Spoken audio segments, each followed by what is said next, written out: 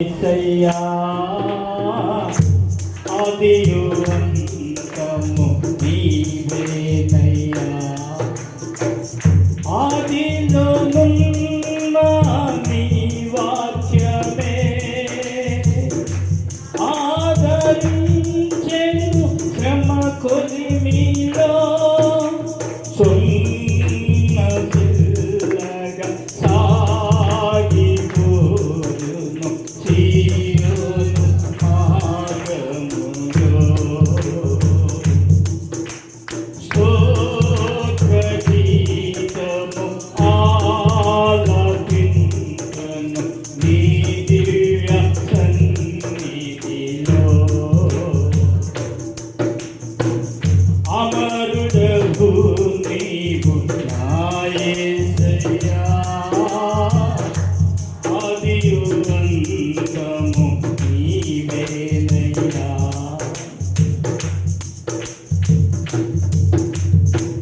శక్తికి మించిన సమరములో నేర్పితివి నాకు నీ చిత్తమే.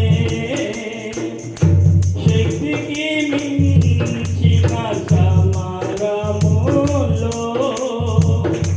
నేర్పితివి నాకు నీ చిత్తమే. శిక్షకు కాలే శోధనలన్నీ ఉన్నత కృపతో నన్ను నింపుటకే. శిక్షకు కాలే శోధనలన్నీ ఉన్నత కృపతో నన్ను నింపుటకే. ప్రతి విజయము నీ అంకితం,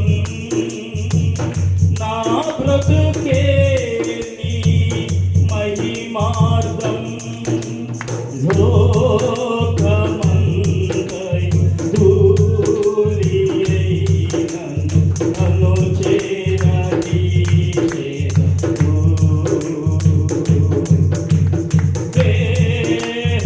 దేహమంతయు ధూళియైనను జీవింపజేసెదవు.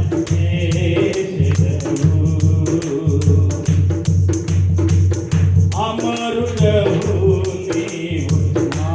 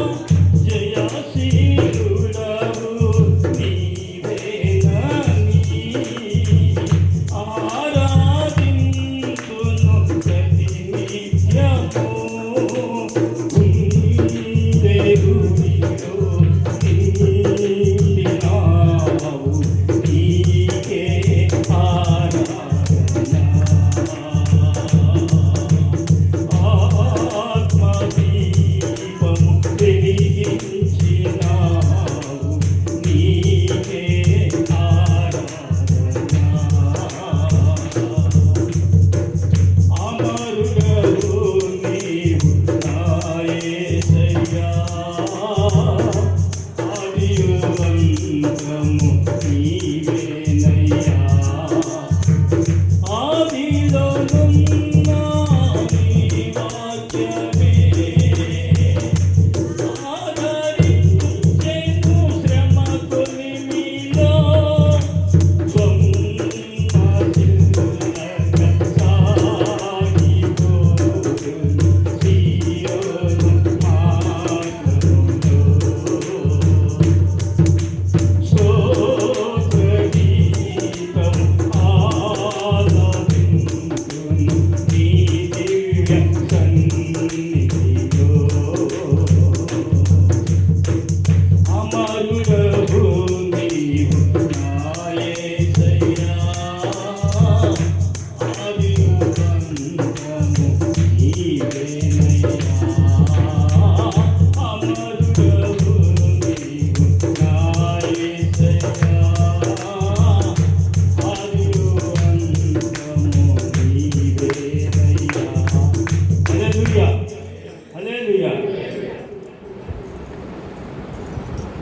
అందరికీ వందనాలండి. మీ అందరికీ వందనాలు. ఈరోజు నన్ను ప్రేమించి మీ అయ్యగారు సంఘంలో వాక్యం చెప్పడానికి ఆహ్వానించినందుకు అయ్యగారికి నిండు వందనాలు చెల్లిస్తూ ఉన్నాను. సంఘం అనగా పవిత్రమైనది, పరిశుద్ధమైనది.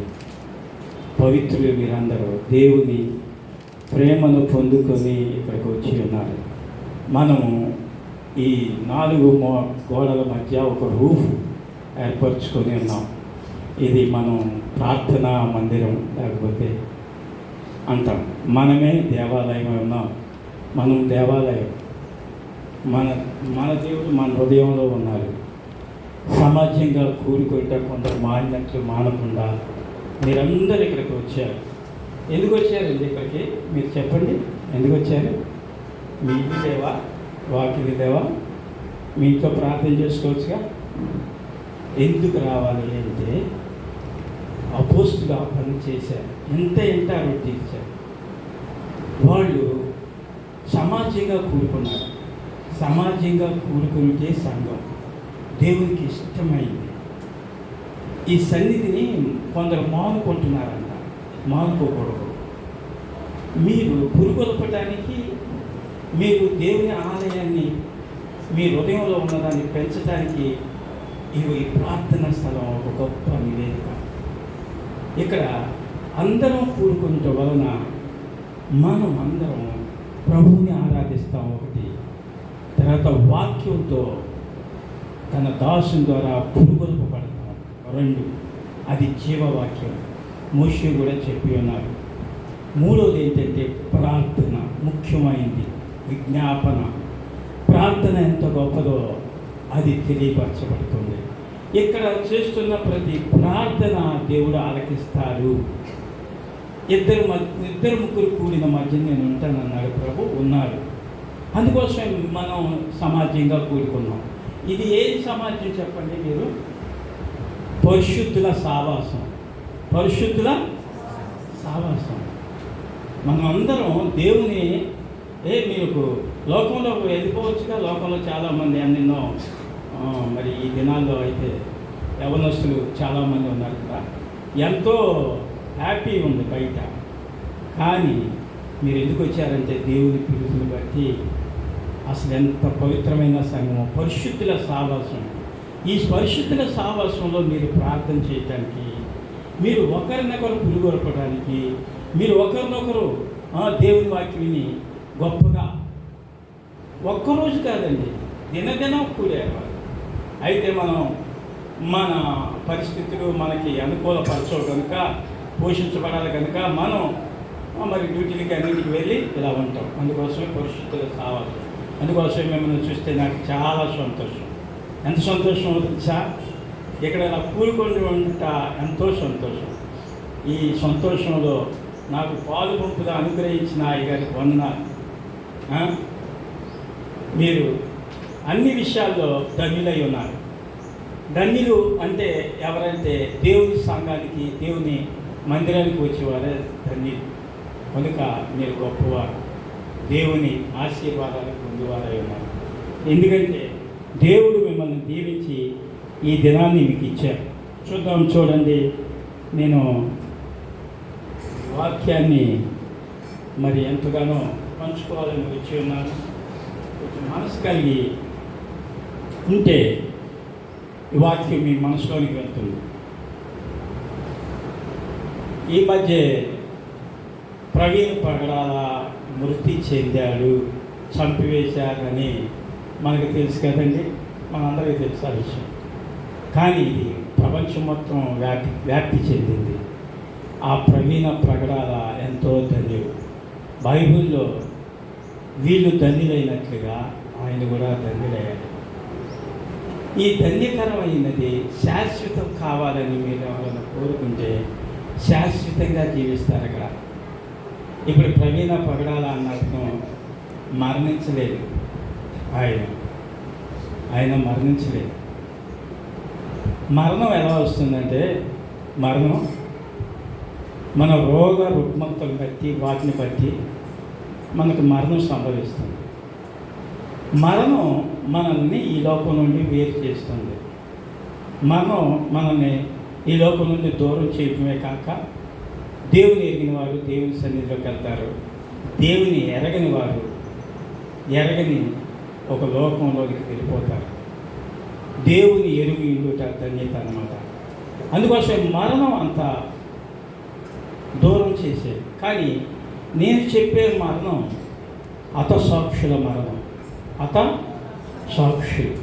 హతసాక్షులైన వారందరూ మరణించలేదు.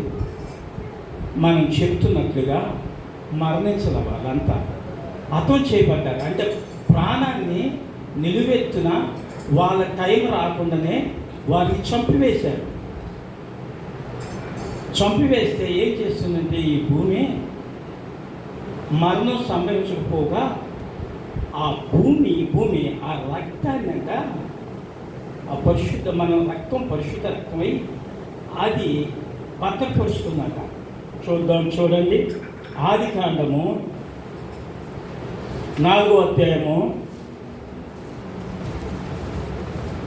1వ అధ్యాయం నుంచి 16 వచనాల వరకు ఉన్నాయి. ఇక్కడ కయ్యోను ఏబేలు, ఈ స్టోరీ మీకు తెలిసే ఉంటుంది. కయ్యోను ఏబేలు సంగతి. కయ్యోను చూడండి, అక్కడ 1 నుంచి చదవండి.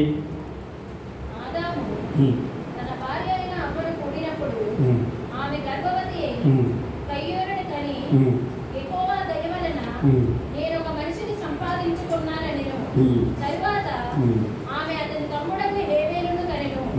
హేబేలు గొర్రెల కాపరి, కయ్యోను భూమిని సేచపరిచువాడు. కొంతకాలమైన తరువాత కయ్యోను పొలము పంటలో కొంత యెహోవాకు అర్పణగా తెచ్చెను. హేబేలు కూడా తన మందలో తొలిచూలు పుట్టిన వాటిలో త్రొప్పిన వాటిని కొన్ని తెచ్చెను. యెహోవా హేబేలును అతని అర్పణను లక్ష్యపెట్టెను, కయ్యోనును అతని అర్పణను ఆయన లక్ష్యపెట్టలేదు. ఇక్కడ వరకు ఆగుదామమ్మా. ఏంటి లక్ష్య పెట్టుట? వారికి 2 సంతానం వచ్చి ఉన్న దేవాది దేవుడు ఇచ్చి ఉంటే లక్ష్య పెట్టుట. ఇక్కడ కయ్యోను తన పొలంలోనే తెచ్చాడు. ఏమేలు కొవ్విని వాటిని తీసుకుని వచ్చాడు, గొర్రెల్ని. కానీ దేవుడు వాళ్ళిద్దరి అర్పణలోనే పరలోకం నుండి ఆయన అగ్ని వచ్చి దహిస్తుంది. ఆ దహించిన తర్వాత అర్పణం అంగీకరించబడుతుంది, లక్ష్య పెట్టినట్లు అవుతుంది. అయితే ఇక్కడ ఏబేలు ఆ గొర్రెలు ఆ దహన బలి జరగటానికి, బలిపీఠం మీద దహన బలి జరగడానికి లక్ష్య పెట్టడం వలన అంగీకరించబడింది. వాళ్ళిద్దరు చూస్తూనే ఉన్నారు, కానీ ఆ పొలంలోని పంట అట్లాగే ఉండిపోయింది. ఏమైందంటే ఆయనకి కోపం వచ్చిందంట. కయ్యోనికి ఏమొచ్చింది? కోపం వచ్చింది. చూడమ్మా అక్కడ కయ్యోను మిక్కిలి కోపం వచ్చి అతడు ముఖము చిన్నబుచ్చుకున్నాడు. 4:5 వచనంలో యెహోవా నీకు కోపమేలా అన్నాడు. అంటే దేవాది దేవుడు నీకు కోపమేలా, ముఖం చిన్నబుచ్చుకున్నావే, నీవు సత్క్రియ చేసిన ఎడల తలనెత్తుకొనవా, సత్క్రియ చేయని ఎడల వాకిట పాపము పొంచి ఉన్నది, నీ ఎడల దానికి వాంఛ కలుగును, దాన్ని నువ్వు ఏలుదువు అని చెప్పాడు దేవుడు. రిజల్ట్, ఆన్సర్ అన్నీ వచ్చేసినాయి అతనికి. చెప్పేశాడు ముందుగానే. అతను పతనం అవ్వక మునిపే అతనికి చెప్పేశాడు, కయ్యోనికి. కానీ గ్రహించాలా లేదా? మనకు కూడా ఛాన్స్ వస్తే మనం కూడా దేవుని దగ్గర అనేక విధాలుగా చూడండి.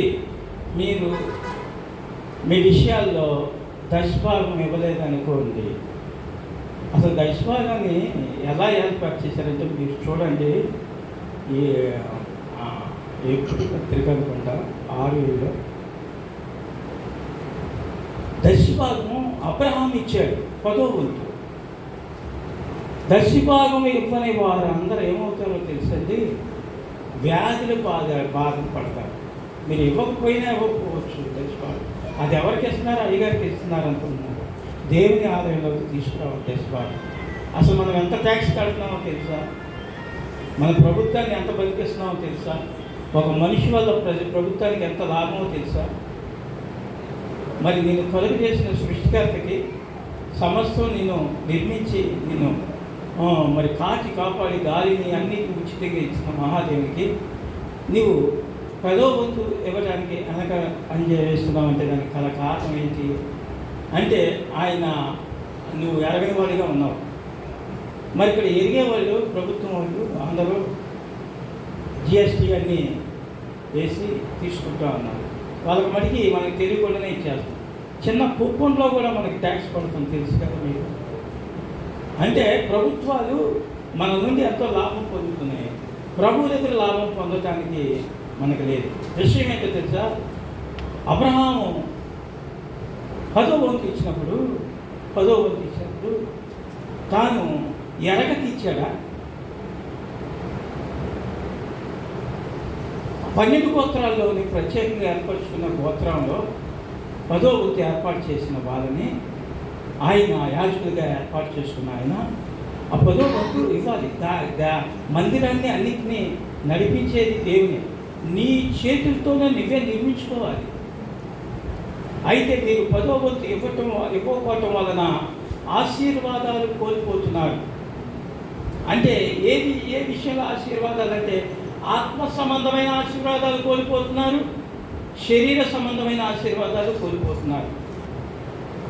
విషయం ఏంటంటే మీ ద్వారా ప్రభుత్వాలు బ్రతుకుతున్నాయి, కానీ మీ ద్వారా ప్రభు సన్నిధి బ్రతుకుట్లేదు. ఎంతోమంది దశభాగాలు ఇవ్వరండి, నిజంగా ఎంతోమంది దశభాగాలు ఎవరు ఆ ఇంట్లో ఇచ్చేది అనుకుంటా. మీరు దశభాగం ఇచ్చి చూడండి, చాలా ఆశీర్వాదాలు మీకు ఉంటాయి. వాళ్ళు చేశారు దశభాగం, అనుభవించి వారు ఆశీర్వాదాన్ని పొందుకున్నారు. దశభాగం ఇక్కడ ఇద్దరు తీసుకొచ్చారు, అంగీకరించవలసింది ఆయన. మరి కయ్యోను ఏ విధంగా అంగీకరించాడు? దహనబలి కయ్యోను అంగీకరించాలి. అతనికి అతను ఏమొచ్చింది? కోపం వచ్చింది. కోపం మీద నీ వాకిట సక్రియ చేయాలి. ఏ క్రియ అంట ఈ క్రియ ఏ క్రియ అమ్మా చెప్పండి? ఈ దశభాగం ఇచ్చే భాగంలో ఏ క్రియ? సత్క్రియ అంటే మంచి క్రియ. మన క్రియలు ఎలా ఉన్నాయంటే మంచి క్రియలుగా ఉండవు. ప్రభుత్వాలు అనేకమైన పెంచుకుంటా వెళ్తారు. చూడండి, కోడిగుడ్డు రేటు పెరిగిపోయినట్టు అనేక రేట్లు పెరిగిపోతూ ఉన్నాయి. వాళ్ళు ఎంత ఇష్టమైన పెంచితే మనం కొనుక్కుంటూ ఉంటాం, కానీ సత్క్రియ చేయడానికి మనం ఇష్టపడం. ఇక్కడ కయ్యోను ఏం చేశాడంటే ఆ సత్క్రియ చేశాడు, కానీ మనస్ఫూర్తిగా చేయలే. తన మనస్ఫూర్తిగా చేయలే. ఏంటే అతను ఏమనుకున్నాడో దేవుని దగ్గరికి తీసుకురావడానికి, తన మనసుతో ఏమనుకున్నాడో, కానీ అంగీకరించబడాలి. అయితే నువ్వు సత్క్రియ చేయలేదని దేవుడు చెప్పాడు. వీళ్ళిద్దరు అర్పణ ఆయన చూసి మరి ఏబేలు అర్పణ తీసుకున్న తర్వాత చూడండి, అక్కడ 4:8 చూడండి.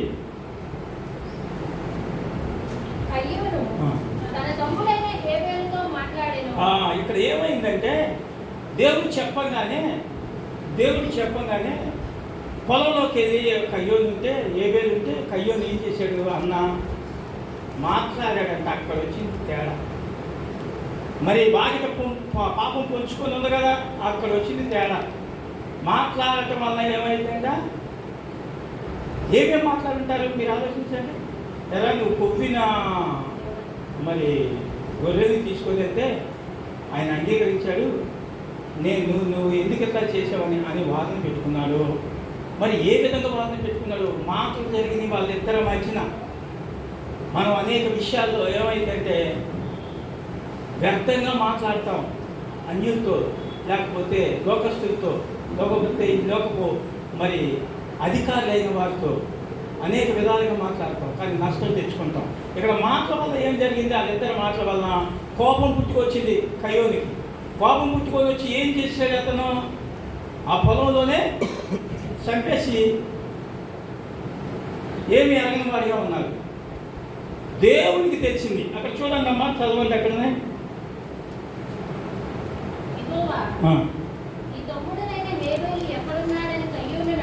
అడుగగా నేను ఎరుగను. అప్పుడు ఆయన, నీవు చేసిన పని ఏమిటి? నీ తమ్ముని రక్తం యొక్క స్వరము నేలలో నుండి నాకు మొరపెట్టుచున్నది. కావున నీ తమ్ముని రక్తము నీ చేతిలో నుండి పుచ్చుకొనుటకు నోరు తెరిచి ఈ నేల మీద ఉండకుండా నీవు శపింపబడిన వాడవు. చూడండి, నీ చేతిలో నీ రక్తం. ఎవరి చేతిలో? ఈ చూడండి, అంటే తమ్ముడిని కావాలవాడు. అంటే అసలు తమ్ముడిని కాసుకోవాలి. అన్న అయిన వాడు తమ్ముడిని కాసుకుంటా ఉండాలి. కావాలవాడిన వ్యతిరేకంగా మాట్లాడుతూ దేవునితో చంపివేసిన ఆ రక్తం, అంటే నీ చేతితో చంపివేసిన రక్తము భూమి. అమ్మ చూడు, అక్కడ భూమి నేలలో నుండి భద్రపరిచిందంట. నేలలో నుండి స్వరంగా మారింది. అసలు మీకు ఒక ఆలోచన తెలుసా? మీరు ఎమర్జెన్సీ టైంలో ఎమర్జెన్సీగా తీసుకెళ్తారు హాస్పిటల్కి. ఎమర్జెన్సీలో పెడతారు. ఇతనికి బ్రెయిన్ సరిగా పనిచేసేది ఎన్ని జరిగేది మొత్తం ఆన్ చేసి పెడతారు. పెట్టిన తర్వాత ఇతను ప్రాణం ఉందంట. అయ్యా ఇది సీరియస్ కేసు. వాళ్ళు చూసేదేంటి? డాక్టర్లు ప్రాణం పోకుండా ఉండడానికి ముందు బీపీ, పల్స్ ఉందా ఇవి చూస్తారు. ఇవి ఏమాత్రం సహకరించకపోతే చాలా డేంజర్లో ఉన్నారని చెప్పేస్తారు. అంటే మనకి ప్రాణం ఆధారం రక్తమే కదా. ప్రాణంకి ఆధారం ఏంటది? రక్తమేగా. ఆ రక్తంలో నుండి కదా ప్రాణం కనపడుతుందా? కానీ మనకున్న ఆ సిస్టంలో కనపడతా ఉంటుంది. ఏది? ఆ యాక్షన్తో ఇలాగ వెళ్తా ఉంది. ఆ ప్రాణాన్ని వీళ్ళు పల్స్ కూడా సరిగా కొట్టుకోవట్లేదు. చాలా ఇది భద్రపరుస్తారు. ముందు భద్రపరిచిన తర్వాత ట్రీట్మెంట్ చేస్తూ ఉంటారు. ఎప్పుడైతే సహకరించిందో బాడీ, అప్పుడు పర్వాలేదు, ప్రమాదం నుండి తప్పపడ్డాడు అని అంటారు. అది సహకరించలేదనుకో బాడీ, అప్పుడేమైంది? ప్రాణాపాయ స్థితిలో ఉన్నాడు, డేంజర్. ఇతను ఎప్పుడు ప్రాణం విడుస్తాడో తెలియదు. ప్రార్థన చేయండి. అతను కూడా ఏమంటాడు? మీ ఇష్టమైన దైవాన్ని ప్రార్థన చేసుకోండి, మనం చెప్పలేమంటాడు. అంటే విషయం ఏంటంటే ప్రాణం రక్తంలో ఇమిడి ఉంది. ఇక్కడ ఏ పేరు రక్తం భద్రపరిచింది. అక్కడి నుండి స్వరమైన పడుతుందంట దేవునికి. భయపడిపోయాడు. ఏమండి, ఇప్పుడు ఎవరైనా అతసాక్షులు, నేను ఎన్నో అతసాక్షులు పుస్తకం చదివాను. ఇప్పుడు ఎవరైనా అతసాక్షులు అవుతుందంటే అతను దేహం నలిగిపోయో ఏదైపోయో, లేకపోతే యాక్సిడెంట్ అయిపోయో ఏదో రకంగా ప్రమాద స్థితులను ఎదిగినట్టుగానిగా అతసాక్షులు పట్టుకుంటాం, ఎక్కడ పెడితే అక్కడ కొట్టడం, ప్రాణాపాయ స్థితిలోకి తీసుకెళ్ళటం. అంటే బలవంతంగా మరణం చేస్తున్నారు కనుక అది రక్తం ఎవరి చేతిలోకి వెళ్ళిపోయింది? ఇతని చేతిలోకి వెళ్ళిపోయింది. అది ఉంటుందా? భూమి భద్రపరిచిందని. మన పితరుల రక్తం అంతా భూమి అంతా భద్రపరిచింది. మన హతసాక్షులంతా రక్తం. అంటే విషయం ఏంటంటే ఇతను ఇక్కడ బ్రతికి ఉన్నాడు, ఆయన ప్రాణం పోలేదు. అతను మరణించినంత ఆత్మ మరి ప్రకటన గ్రంథంలో రాయబడినట్లు నాదా సత్యస్వరూపి ప్రేమ స్వరూపుడా, ఎందాక ఈ పూజలకు తీర్పు తీర్చుకుంటామని అక్కడ ఆయన బలిపీఠం కింద ఉన్నాడు. ఆయన ఆత్మ ఇక్కడ ప్రాణం ఏం చేస్తుంది? మొరపెడుతుంది. ఇక్కడ ఈయన స్వరం ఏం చేస్తుంది? మొరపెడుతుందా లేదా? చూడండి ఇక్కడ అమ్మ వచనం సరి సహాయం చేస్తుంది. 5వ వచనం చూడమ్మా. నీకు చేసిన పని ఏమిటి? ఈ తమ్ముని రక్తము యొక్క స్వరము ఆ. నేలలో నుండి నాకు మొర్రపెట్టుచున్నది. ఆ. కావున ఆ. ఈ తమ్ముని రక్తమును ఉమ్. నీ చేతిలో నుండి పుచ్చుకొనుటకు ఆ. నోరు తెరచిన ఈ నేల మీద ఉండకుండా నోరు తెరిచిన ఈ నేల మీద ఉండకుండా నీవు శపింపబడిన వాడవు. దేవుని పెట్టిన జోలికి వెళ్ళకూడదండి. దేవుని పెట్టిన జోలికి వెళ్ళారనుకో ఎన్ని నష్టాలు. మీరు అనుకుంటున్నారు మీరు శాశ్వతంగా ఉండాలనుకుంటున్నారు అనుకో, అతసాక్షులతో అనుకో మంచిది. దేవుని స్తోత్రం. హల్లెలూయా. భూమి మీద మన్నయి పురుగులకైనా ఆహారం కాకోకుండా,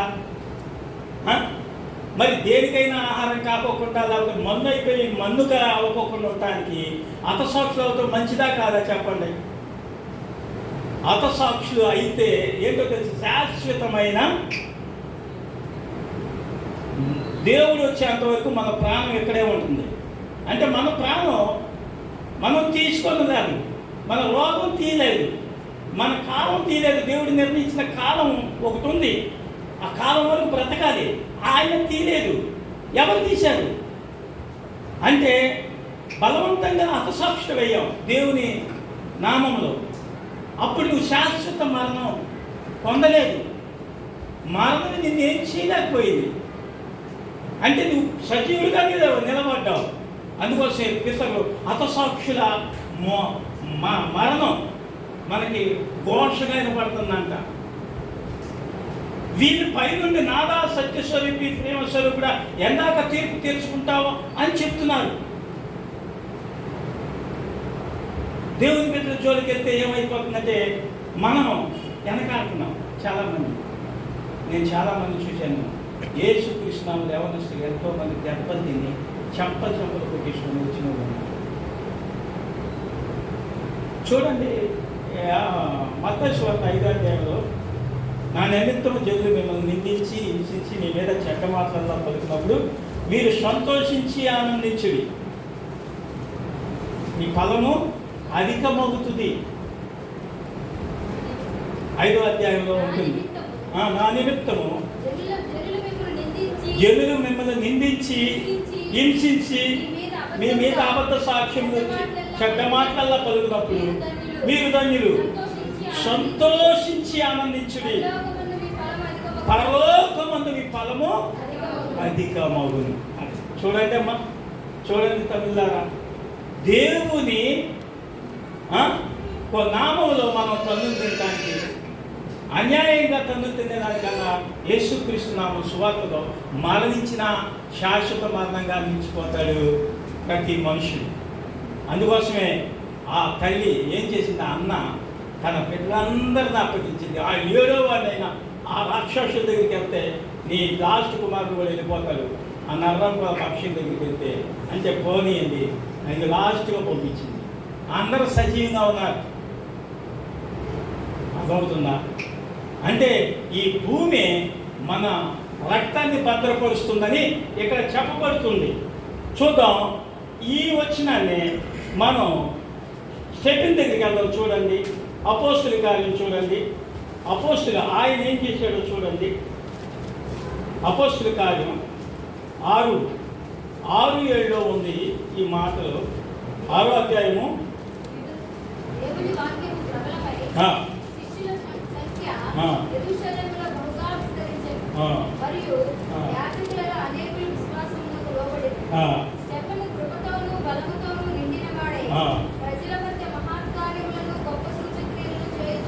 అబ్బా చూడండి స్టెప్ను. వీళ్ళు ఆహారాన్ని సిద్ధపరచడానికి 7 ఎన్నుకున్నారండి. 7లో స్టెప్ని ఏం చేశాడు అంటే కృపతోనూ బలముతోనూ ప్రజల మధ్యన మహత్కార్యంలో అద్భుత కార్యం చేసి వాళ్ళయి నిండుకొని ఉన్నారట. సరే ఏం జరిగింది? ఏంటి చూడండి 10వ వచనంలో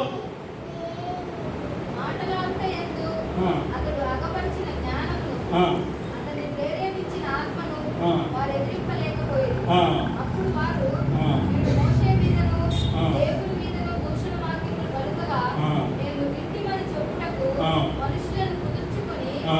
ప్రజలను ఆ. పెద్దలను ఆ. శాస్త్రులను రేపి ఆ. అతని మీదికి వచ్చి ఆ. అతనిని పట్టుకొని ఆ. మహాసభ యొక్కకు తీసుకొని పోయి ఆ. అబద్ధపు సాక్షులను నిలవబెట్టి అబద్ధపు సాక్షులను నిలవబెట్టి నిలబెట్టి అప్పట్లో సాక్ష్యం మరణానికి ముందు సాక్ష్యం నిలబెడాలి. ఇద్దరు సాక్షులు ఉంటే ఆ మరణించడానికి హక్కు ఉంటుంది. ఇక్కడ ఏంటో తెలుస్తుంది, చట్టాలు కూడా ఏం చేయం, మనం కాపాడలేదు. చట్టాలన్నీ మనం సిద్ధపరుచుకున్నాయే, అయినా చట్టం కూడా మనల్ని కాపాడలేదు. క్రీస్తు పెట్టిన కాపాడలేకపోతుంది మన చట్టం. పోలీసుడు ఎదుటే మనల్ని కొట్టేస్తున్నారు. పోలీసుడు ఆపాలి రియల్గా అయితే. గుట్లాటల్లో వాటిల్లో మనం పెట్టుకున్న చట్ట ప్రకారం అయితే ఆపడానికి ఆ పోలీసుకి అధికారం ఉంది. పోలీసుల ముందే కొట్టేస్తున్నారు. ఈ చట్టం మనకు ఉపయోగపడని రీతిలో అయిపోయింది. అంటే విషయం ఏంటంటే, చట్టం ఇప్పుడు మనకి ఏ అక్కర రాకపోగా ఇక్కడ యేసు నామములో భయంకరంగా దాడులు జరుగుతున్నా మనం మరణిస్తున్నాం. భయపడటానికి నేను ఈ వాక్యం తీసి మీకు చెప్పట్లేదు, బలపరచడానికి చెప్తున్నా. భయపడటానికి చెప్పట్లేదు, మిమ్మల్ని పురుగొలపడానికి చెప్తున్నా. చాలామంది తల్లులు ఏం చేస్తున్నారంటే పిల్లల్ని చంపుతున్నారు, శ్వాసకి వెళ్ళలేదు, ఇంకా ఎక్కువ చేయాలి. చంపినా పర్వాలేదని, పర్వాలేదు, యేసుక్రీస్తు నామములో ఎక్కువ చనిపోవాలి. ఎప్పుడైనా రోగం రావచ్చు, చచ్చిపోతాం. అదే ఇప్పుడే చనిపోతాం, ఇప్పుడే మరణిద్దాం. ప్రతి క్రైస్తవులు అలాంటి మనస్తత్వంతో నింపబడాలి. అపొస్తలుల కార్యంలో మొదట్లో వాళ్ళు ఏం చేశారో తెలుసండి, ఆ సంఘం విస్తరించే కొద్దికి వాళ్ళ కోప ఉద్రేకాలు ఎక్కువైపోయి యాకోబుని చంపేశారు. చల్లాచెదురైపోయింది, ఆరిపోయారు చాలామంది. సంఘం విస్తరించింది. ఈ దినాల్లో విపరీతంగా మన భారతదేశంలో చాలామంది మారిపోతుంటే ఏమైపోయారంటే దుష్టులు మదిగది ఉన్నారు. ఇప్పుడు మన దేశం ఎవరి మీద పంటపడిందో తెలుసా, ఎంత ధనిలో తెలుసా? త్వరలో క్రైస్తవ దేశంగా మారిపోతుంది. ఇది ప్రవచనం. ఇది నాకు 10 గ్లోబల్ డే ప్రేయర్లో ఉన్నప్పుడు దేవరాజు గారితో ఆయన మాట్లాడినప్పుడు చెప్పిన మాట ఏంటో తెలుసా? ప్రవచనం. ఇది 15 సంవత్సరాల క్రితం మాట అనుకుంటా, 10 సంవత్సరాల క్రితం మాట, ఐడియా లేదు కానీ ప్రవచనం. భారతదేశం క్రీస్తు దేశం అయిపోతుంది, క్రీస్తుని సొంతం అయిపోతుంది. హల్లెలూయా చెప్దామా? అది ఎక్కడి నుండి స్టార్ట్ అవుతుందంటే తెలుసా? భారతదేశంలో ఆంధ్రప్రదేశ్ నుండే స్టార్ట్ అవుతుందని అప్పట్లోనే ఉన్నాను. ప్రవచన ఆంధ్రప్రదేశ్ నుండే స్టార్ట్ అయింది. ఎక్కడ ప్రవీణ ప్రకటన, ఎక్కడికి వచ్చారు ఆయన మిషనరీ. ఆయన ఎక్కడ ఉండాలి, ఎక్కడ చేయాలి, ఇక్కడికి రాబడ్డారు. ఎక్కడి నుండో మనకి ప్రవచనం.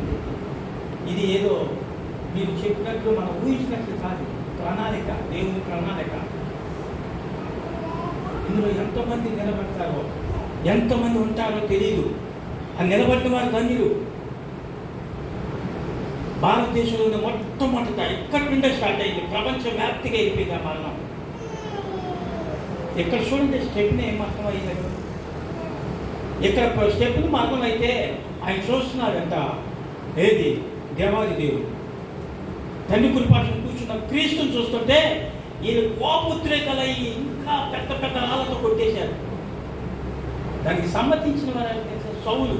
ఈ 14 పత్రికలు రాసిన సౌలు, సంఘాన్ని హింసించిన సౌలే ఆయన మరణానికి అంగీకరించాడు. అంటే మీకు చెప్తున్న మాట ఏంటంటే, అర్థసాక్షులు ఉంటే ఎంతో మేలు. ఈ దినం అంటే మనం శాశ్వతంగా బ్రతుకుతాం. ఎప్పుడొకప్పుడు మరణించారు, 6 సంవత్సరాలకి మరణించారు. ఇప్పుడైతే 50 సంవత్సరాలకే చనిపోతున్నారు. ఎలా చనిపోతున్నారంటే రోగం ఏదో మీరు చేసి చనిపోతున్నారు.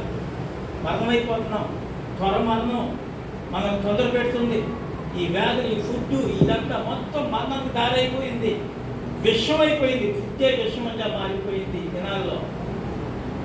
దానికి బలైపోయే దానికన్నా క్రీస్తు యేసు నామములో బలైపోతే ఎంత గొప్ప విషయమో. గుంటూరులో ఒక సోదరుడు ఈ మాట మాట్లాడుతూ పలుకుతూ ఎన్నో విధంగా మాట్లాడతా రోడ్ల మీద తన్నుదిన సందర్భాలు వచ్చినా నేను వెళ్తానే సువార్త ప్రకటించాను. కొంతమంది తెలుగు వాళ్ళు ఏం చేస్తున్నారంటే షర్ట్ల మీద రాయి చేసుకుంటున్నారు. కొంతమంది అయితే ఆ బ్యాగ్ ఇట్లా కట్టుకొని వెనక విస్తరించింది వాళ్ళకి కలిగిన జ్ఞానం ఉపయోగిస్తున్నారు. ఎలాగైనా దేవుని సువార్త ఇప్పుడు ఈ సమయంలో సువార్త ప్రకటించేవాడు మహాధన్యుడు, ధైర్యవంతుడు, దేవుని అంగీకారానికి పాత్రులు, దేవునికి ఇష్టడు. ఎందుకంటే భయంకరంగా ఉన్న పరిస్థితులు. మిమ్మల్ని డిసప్పాయింట్ చేయడానికి నేను మాట్లాడలేదు, మీకు మేలుకొనే మాటలు చెప్తున్నా. ఎంతో ధన్యత, సిగ్గుపడాల్సిన పని కాదు ఇది. ఇది ప్రతిఫలం పొందే కార్యం. ఎందుకంటే మనము క్రీస్తు యేసు సైనికులుగా మారాలి, సైనికంగా మనం నిలబడాలి. నీ విశ్వాసం గొప్పదైతే అడిగే ఆనందమే. నీ విశ్వాసం గొప్పదవ్వాలి. నీలో ఉన్న ఆత్మ పెంపారింపజేయాలి. నీలో ఉన్న ఆత్మ దేవుని కొరకు తపన పడాలి. ఉజ్జీవం కలిగిన మనసుతో నింపబడాలి. మన ప్రాణం విలువ మనమే పెంచుకోవాలి.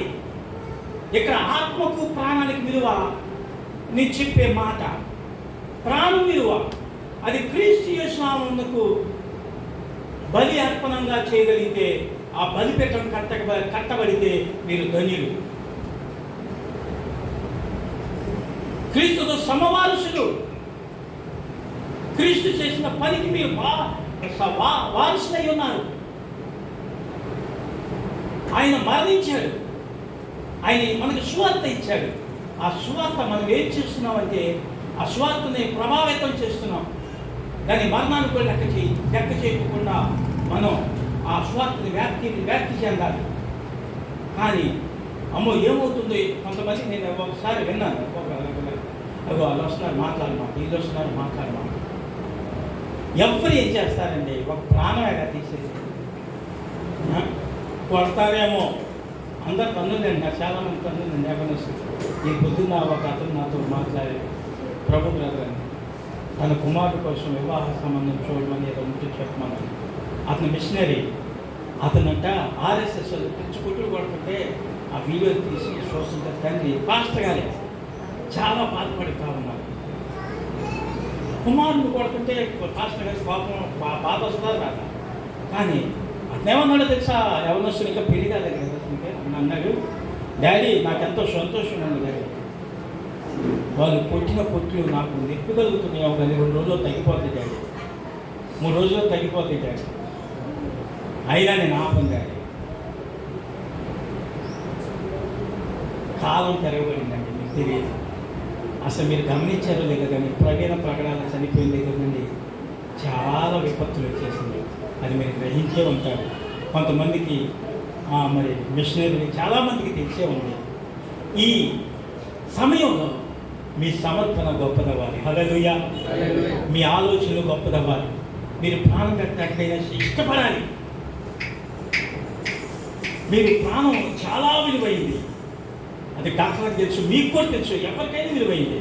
ఆ ప్రాణం విలువ, ఆ బలిదానం, ఆ బలిపీఠం కట్టడానికి ప్రభువుకు ఉపయోగపడితే ఎంత ధన్యత, ఎంత ధన్యత చెప్పండి, ఎంత ధన్యత. చూద్దాం, వాళ్ళు చెప్పిన మాటలు చూద్దాం.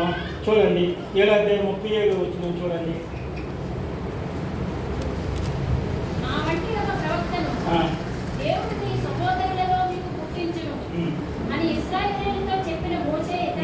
ఎత్తడే. చూసావా, మోషే దగ్గరికి, మోషే ధర్మశాస్త్రాన్ని మేము అనుభవిస్తున్నాం, ఆనందిస్తున్నాం, చేస్తున్నాం అన్నానే. ఈ మోషే గురించి చెప్తున్న ఈ స్టెప్ను వాళ్ళకి కోపం రేపింది. దేవుని స్వార్థ ఊరికే కాదండి, దేవుని మాట చెప్తేనే కోపం వాళ్ళకి. చూడండి ఇక్కడ ఏమన్నారంటే, మీలాంటి ప్రవక్తని ఒక ఆయన్ని నేను లేపుతాను, ఈయన ఇతడే అని చెప్తున్నాడు. ఆయన ఎవరితో ఇతడే అంటే యేసు అని అర్థం. అక్కడ మోషే చెప్పింది ఇతడే, ఆయన ఎవరు? యేసు. మీరు సహించలేకపోతున్నారు, యేసు గురించే చెప్తున్నారు. ఆయన ఆ 7వ అధ్యాయం చూస్తే ఈయన గురించి చెప్పాడు. చెప్పమ్మ సరిపమ్మ చిన్న మాట ఉంది అక్కడ, మంచి మాట ఉంది, గోల్డెన్ మాట. 36వ వచనం 38వ వచనం చదివమ్మా. సీనాయి పర్వతము మీద తనతో మాట్లాడిన దేవదూతతోనూ మన పితరులతోనూ అరణ్యంలోని సంగమందు ఉండి మనకిచ్చుటకు జీవవాక్యములను తీసుకొనిన వాడితడే. అబ్బా, జీవవాక్యములను తీసుకునేవాడు ఇతడే. ఎంత మాట చెప్పారు చెప్పిన. ఇంకా వాళ్ళు ఉంటారా? వాళ్ళ కోపం ఎంత ఏడుగెత్తి పెరగదా? వాళ్ళు రాళ్ళు ఇంకా ఉగ్రరూపం దాల్చరా? ఇంకా జీవవాక్యాన్ని పట్టుకొని వచ్చాడట. ఇంకా అమ్మా 51 వచ్చింది చూడమ్మా. 51, 52, 53, 54, 55 చదివమ్మా.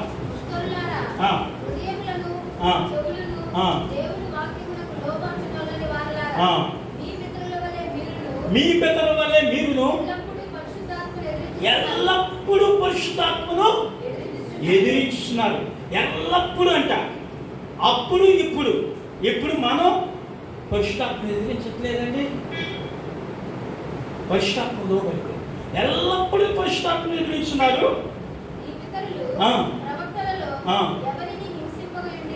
ఎవరిని హింసింపగా ఉండేది?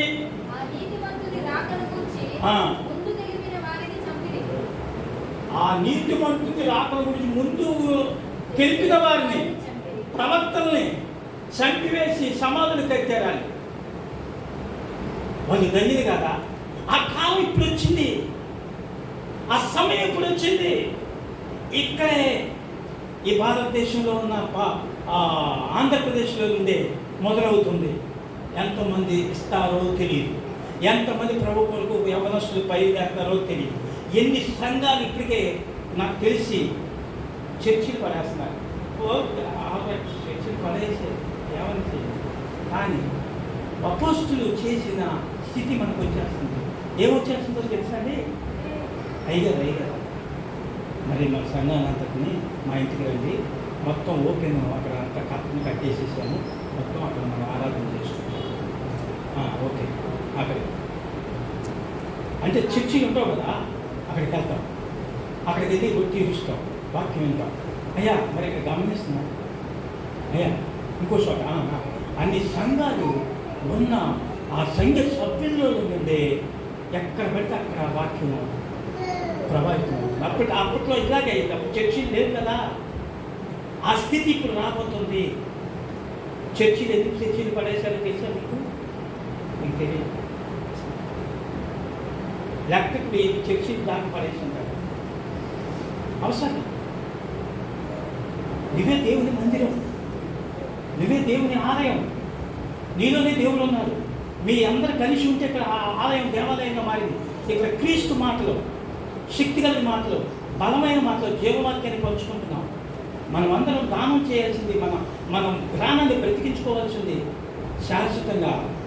మనం ఈ రోగానికి ఒప్పుకోలేకపోతే ఈ చాకరికో ఈ దేశం కొరకు ప్రాణం కాదు, మనం క్రీస్తు కోసం ప్రాణం పెడతాం. సమయం వచ్చేసింది.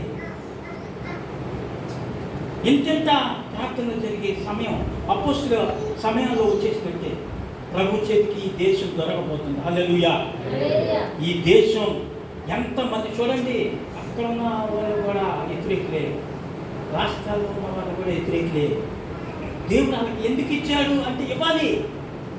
ఈయన గొప్పతనం ఎలా బయలుపరచబడాలి అంటే వాళ్ళకి అధికారాలు ఇవ్వాలి, వాళ్ళకి చేసే అధికారం వాళ్ళకి రావాలి. అప్పుడు ఈయన మహిమ ప్రభావాలు నిలుస్తాయి. ఈయన గొప్ప కార్యాలు చేస్తాడు. ఎర్ర సముద్రం 2 పాయలు చేసినట్లు మరి ఫరో చేతిలో ఉండే అంత అధికారం ఆయన చేతిలో విడిపించలేదా? ఆ సమయ కాలాలు ఇప్పుడు రావట్లేదా? అంటే ఇప్పుడు ఏమవుతుందంటే మన జీవితంలో చాలా ధన్యకరమైన జీవితం రాబోతుంది. హల్లెలూయా. మీరందరూ దేవుని కొరకు నిలబడాల్సిన పరిస్థితులు వస్తున్నాయి. హల్లెలూయా. మీరు దేవుని కొరకు ప్రాణాలు అర్పించే స్థితిలోనికి రాబోతున్నారు. మీరు పురుగొల్పబడుతున్నారు. మీరు దేవుని వాక్యం వింటున్నారు. మీ మనసు ఎలా కేంద్రీకరించబడాలంటే నేను చెప్పే విషయంలో యేసుక్రీస్తు మీద నేను ప్రాణం పెట్టడానికి ఇష్టపడుతున్నాను అన్న మనసులో మీరు ప్రభావితం అవ్వాలి. హల్లెలూయా. స్టెఫెను వలె చూడండి, స్టెఫెను మాట ఏందాం. లాస్ట్కి ఆయన ఏమన్నాడు, ఆయన మరణం అంటే చూడండి అమ్మ, చివరిలోకి వచ్చేయండమ్మా. యేసు ప్రభువా నా ఆత్మను చేర్చుకోమని స్టెఫెను పలుకుచుండగా అతనిని రాళ్లతో కొట్టిరి. అతని మోకాళ్ళుని ప్రభువా వారి మీద ఈ పాపము మోపకని గొప్ప శబ్దంతో పలికాడు. ఈ మాట పలికి నిద్రించెను. ఏమండి, ఈ పాట పలికి నిద్రించెను. ఏంటి గొప్ప శబ్దం? ఈ పాపం మోపని. మనం ఏమంటామంటే శపించకూడదు, మనం కొట్టినా క్షమిస్తూనే ఉండాలి.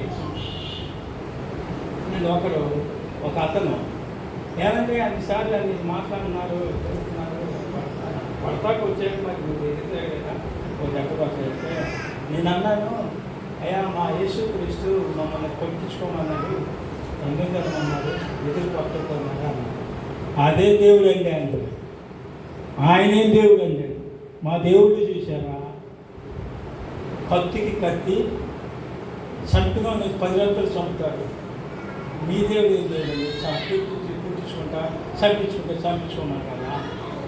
మా దేవుడు చెప్పింది మేము చేయాలయ్యా. ఎందుకంటే ఆయన క్షమించమన్నారు. ఎంతసేపు ఈ చెంప కొట్టి ఆ చెంప ఇమ్మన్నారు. మేము కొట్టం తిరిగి బూతులాగా మీరు ఎదురు తిరగాలయ్యా అంటున్నారు ఒక ఆయన అయితే. మీరు ఎప్పుడయ్యా ఎదురు తిరగవు. మరణమైన దేవునికి చూడండి. ప్రకటన గ్రంథం ఊహిస్తాను. ప్రకటన గ్రంథం చూడండి 6వ అధ్యాయం 9వ వచనం నుండి 11వ వచనానికి చదవండమ్మా. ఆయన 5వ ముద్రను విప్పినప్పుడు దేవుని వాక్యము నిమిత్తమును తాను ఇచ్చిన సాక్ష్యము నిమిత్తమును ఉదింపబడిన ఆత్మలను బలిపీఠము కింద చూసి తిని చదువు. వారు నాద సత్యస్వరూపి పరిశుద్ధుడా, ఎందాక తీర్పు తీర్చక మా రక్తము నిమిత్తము నివాసులకు ప్రతిదండన చేయకు అని బిగ్గరగా కేకలు వేసిరి. తెల్లని వస్త్రము ప్రతివానికి ఇయ్యబడెను. మరియు సహా